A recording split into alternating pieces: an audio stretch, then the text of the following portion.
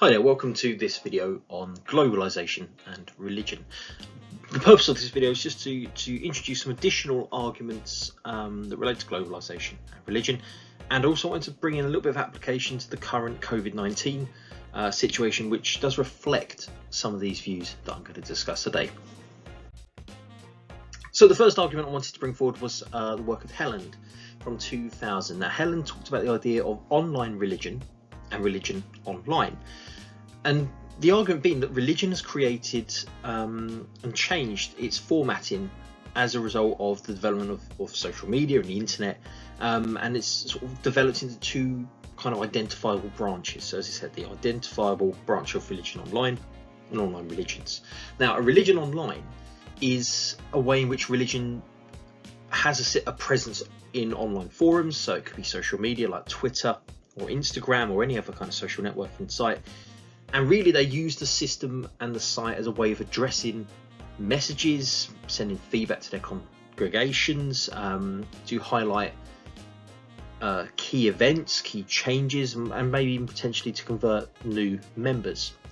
And it's very much one-directional information, so there's no feedback or generally any dialogue between this use of online religion, but it's an electronic version of church, and it's a way of spreading the message and spreading approved messages. So the Pope, for example, as we've seen here on the image, has 8 different Twitter accounts in 8 different languages, potentially 9 different languages, but as you can see, generally of the almost 2,000, 3,000 tweets that go out to 17.9 million followers, it's messages and prayers and kind of information to the members of the church.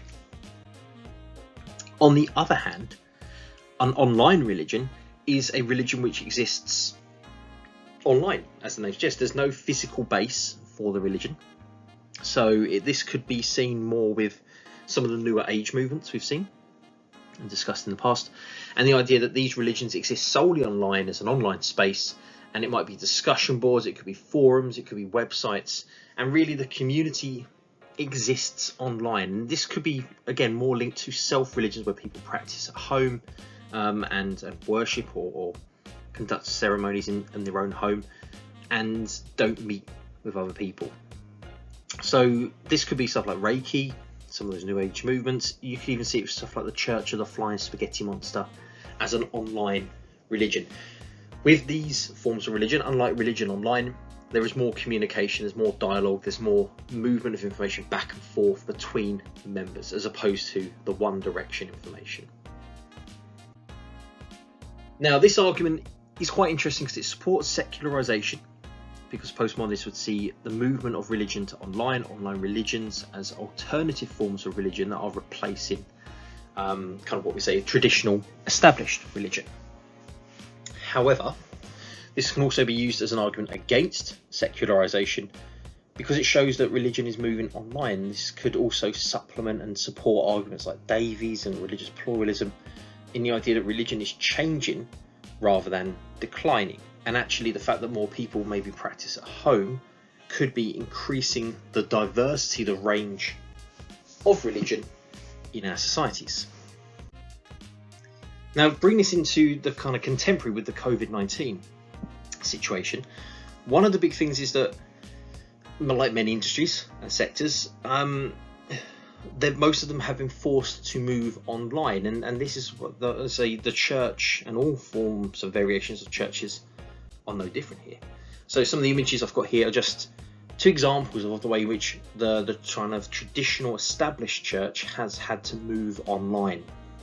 So we have video sermons or live streaming sermons to a congregation who are obviously watching at home, and we also have on the left sort of people can send their pictures and have their picture placed on a pew in a church, and then services are conducted effectively to the pictures in lieu of the people. So again, these are different ways in which religion has changed its formatting and moved online as a result of a response to Corona. Now, interestingly, this article here is one that I'm going to sort of flag up. It's a discussion about whether COVID-19 will cause a religious recession or it might cause a religious revival, and it kind of looks at both sides. So it's an interesting article to read if you're looking for some additional reading. As I say, it's a blog article, so it's not an official academic article as such, but I think it raises some interesting questions about how the current situation has forced religion to change its processes, and in doing so, what you might see is that the movement online could be more engaging for younger people, as opposed to having to go to a church on a set day of the week. But at the same time, it could be putting off the older sort of communities who are more established and kind of more likely to be using or having membership of the church. And again, it's kind of an interesting discussion that's raised. Now, the second argument I wanted to highlight relating to religion and globalisation is this one here, and it's the existential security theory. And this is the work of Norris and Inglehart. Now, I think this is a really interesting theory, particularly for trying to explain differences in religion between different cultures and different countries. We know, and evidence shows us that Western Europe is predominantly and quite secular compared to other parts of the world. It's a kind of a Western European phenomenon that we are as secular as we are. And this theory does try and put some grounding to why that could be the case. And what it looks at is that it almost looks at the marketplace of religion. It looks at why and how religion exists around the world. And what they argue is that there are differences in religious beliefs between societies, but it may be due to the level of choice. So this religious marketplace argument suggests that in a society where people feel safe, secure, they take religion for granted, and maybe religion doesn't succeed or doesn't thrive as well as in an environment where people need comfort, need protection, feel insecure, and therefore, because there's a greater demand for religion, there's often a greater variety of religion, which is finding membership. So it's an interesting argument, and I will just explain what I mean and apply it to, as I say, the COVID-19 situation.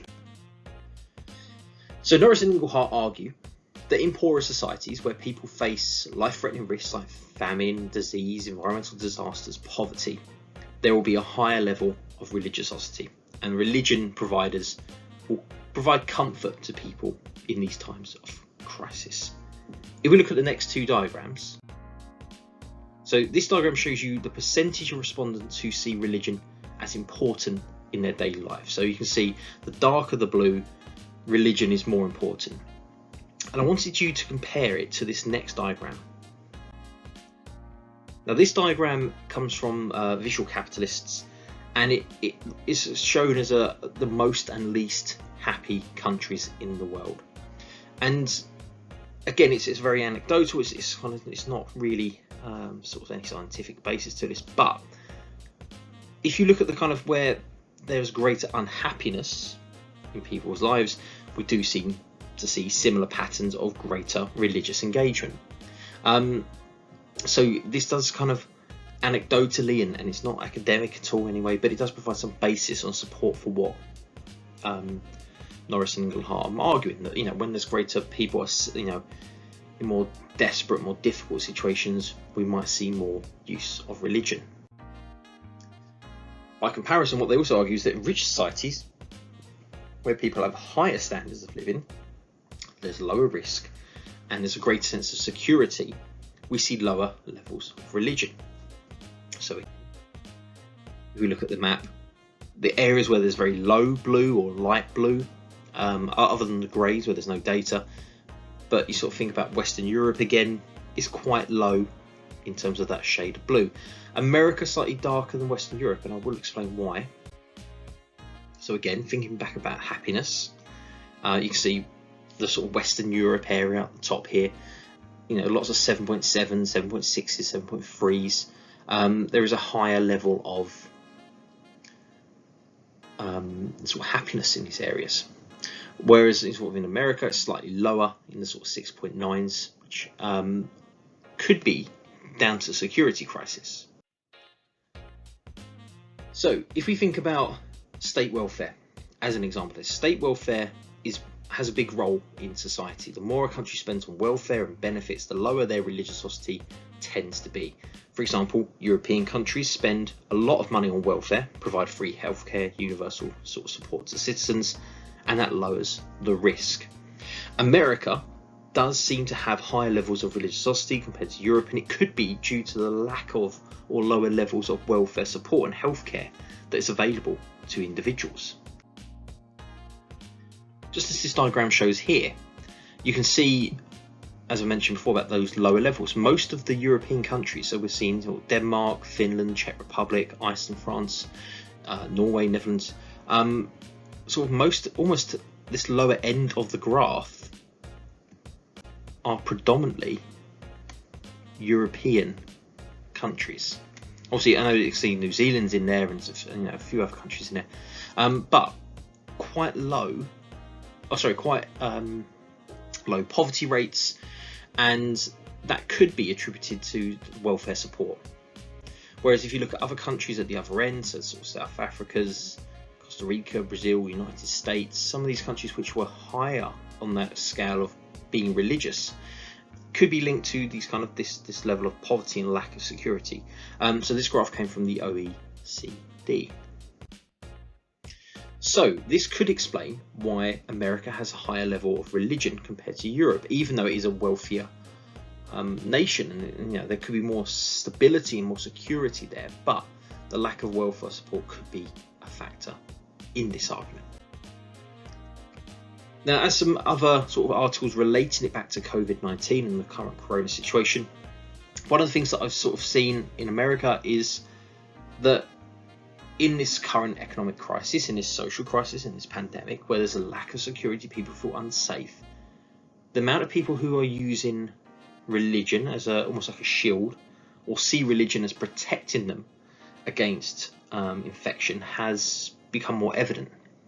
So the Charlotte Observer conducted a survey, and more than half of the respondents who were polled said that they believed God would protect them from infection. And obviously broken down by the affiliation, it talks about white Christians and different denominations of religion, but most of them believe in God, and obviously a lot of them, over half of them polled, believe God or religion would protect them.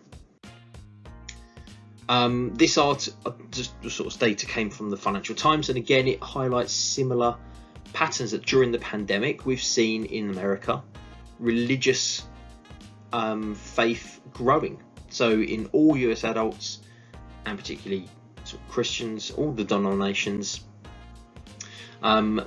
their belief in faith has grown stronger.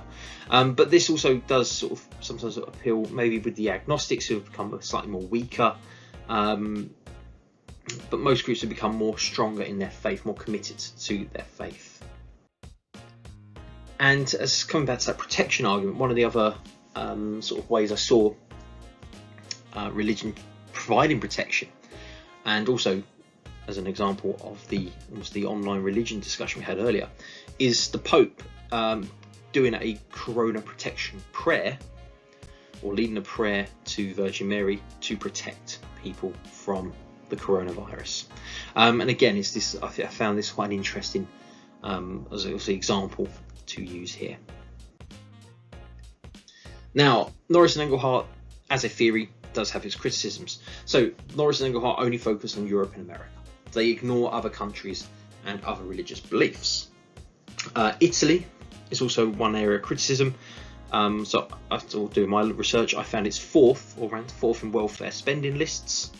So it spends the fourth highest amount on welfare, but is a very religious society. So it contradicts their argument. So as a society with very good welfare support, provisions, protections, on their theory basis, it shouldn't be religious. So it contradicts some of their arguments.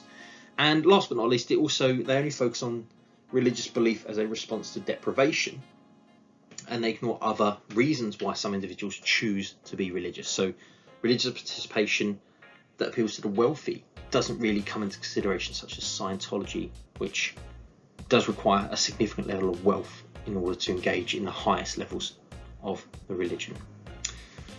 And there we have it. So just a few arguments looking at, also additional arguments of globalisation and religion, with a brief application to COVID-19. So thanks for watching.